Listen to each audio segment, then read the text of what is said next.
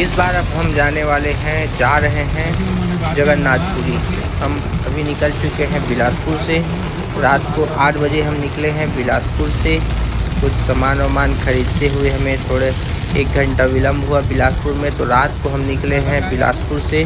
बिलासपुर से निकलते ही हम जैसे ही मस्तूरी के आसपास पहुंचे हैं तो वहां झमाझम बारिश शुरू हो गया था, क्योंकि जुलाई का महीना है तो बरसात का सीज़न चालू हो गया है और हम रात भर चलने वाले हैं जगन्नाथपुरी जाने के लिए।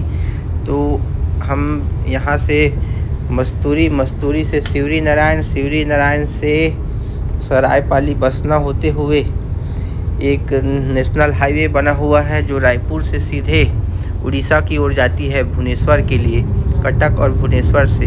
ये वो रास्ता है जो 4 लेन बना हुआ है। इससे हम सरायपाली के पास से इसमें हम प्रवेश किए हैं। सरायपाली बसना जो छत्तीसगढ़ के अंदर आता है, उसके बाद वहाँ से निकलने के कुछ दूर बाद ही आपको उड़ीसा मिल जाएगा। अभी हम उड़ीसा में हैं, रात भर सफ़र किए थे और सुबह हम पहुँच गए थे कटक, संबलपुर के थोड़ा पहले। तो अभी हम कटक जा रहे हैं। कटक जो कि ये उड़ीसा का एक महत्वपूर्ण शहर है, बड़ा शहर है, उसके आसपास हम पहुँचे हैं। और सुबह रात भर चले हैं, तो सुबह हम थोड़ा रुक करके चाय वाय पिए हैं और थोड़ा सा आराम किए हैं। उसके बाद फिर से निकल गए हैं। कटक के बाद हमको अगला बड़ा शहर भुवनेश्वर मिलेगा। भुवनेश्वर जो कि उड़ीसा राज्य की राजधानी है और उड़ीसा में है जगन्नाथपुरी। जगन्नाथ जी के भगवान के दर्शन करने के लिए जा रहे हैं और वहाँ समुद्र भी है, तो समुद्र में नहाएंगे और दर्शन करेंगे करके, क्योंकि कुछ दिन बाद जगन्नाथ जी की रथ यात्रा निकलने वाली है। इसलिए हम रथ यात्रा के पहले दर्शन करके वापस आना चाहते हैं, क्योंकि जगन्नाथ यात्रा के समय बहुत ज़्यादा भीड़ हो जाता है। इसलिए हम बिलासपुर से कार के माध्यम से जा रहे हैं जगन्नाथ, क्योंकि कार से जाने से क्या है कि अब अपने हिसाब से कभी भी निकल सकते हैं और कभी भी आ सकते हैं। बारिश का मौसम है तो कार में ही ज़्यादा मज़ा आता है बारिश के मौसम में घूमने में। तो हम भुवनेश्वर पहुंचने ही वाले हैं।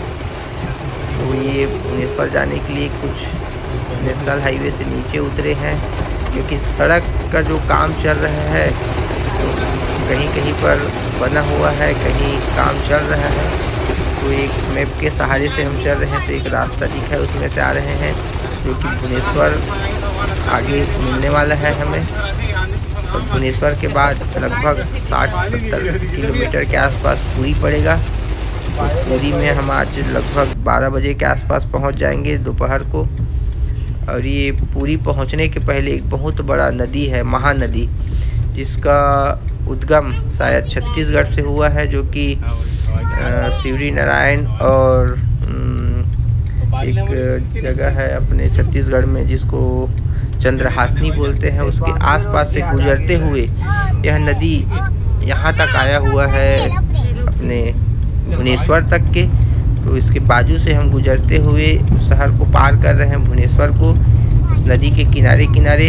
और यहाँ से लगभग 1 से 1.5 घंटे के आसपास लगेंगे हमें जगन्नाथपुरी पहुँचने में। और हम पहुँचकर वहाँ पहले रूम की व्यवस्था करेंगे, रूम में थोड़ा देर आराम करेंगे।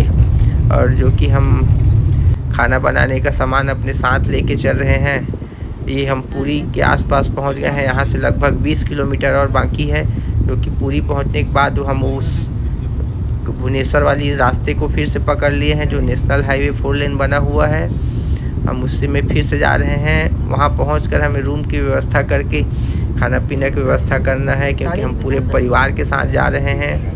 मेरे परिवार, मेरे बच्चे, पत्नी और मेरी बहन, साथ में माँ, सब हैं। तो वहाँ जाकर हम अपना खाने पीने का सामान रखे हुए हैं, बर्तन, और वहाँ जाकर गैस की व्यवस्था करके हम अपने रूम में खाना बनाएंगे और शाम को फिर निकलेंगे बीच घूमने के लिए।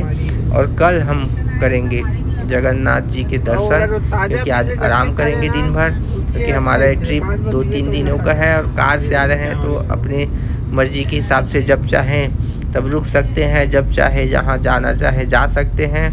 और जहाँ भी अपना रूम ढूंढना चाहे वो ढूंढ सकते हैं कि कार से आने से आपको यही फ़ायदा होता है। और जैसे ही आप पुरी के नज़दीक पहुँचेंगे तो आपको नारियल के पेड़ और काजू के पेड़ दिखना शुरू हो जाएंगे। जैसे ही आप गोवा जाते हैं या और किसी समुद्र के किनारे वाले शहर में जाते हैं तो वहाँ आपको ऐसे ही नारियल के पेड़ बहुत मात्रा में दिखना शुरू हो जाएगा, क्योंकि समुद्र के किनारे समुद्र का पानी नमकीन होता है, इसलिए नमकीन पानी में नमकीन वातावरण जो होता है वहाँ अब हम नारियल के पेड़ अच्छे होते हैं। अब पुरी के अंदर हम प्रवेश कर चुके हैं, पुरी के जो स्टेशन है उसके आसपास। तो यहाँ से पुरी शुरू होता है। समुद्र के किनारे बसा हुआ शहर है, काफ़ी अच्छा शहर है, साफ़ सुथरा शहर है। और ये बीच है, सी बीच बोलते हैं यहाँ पर, और हम इसी के किनारे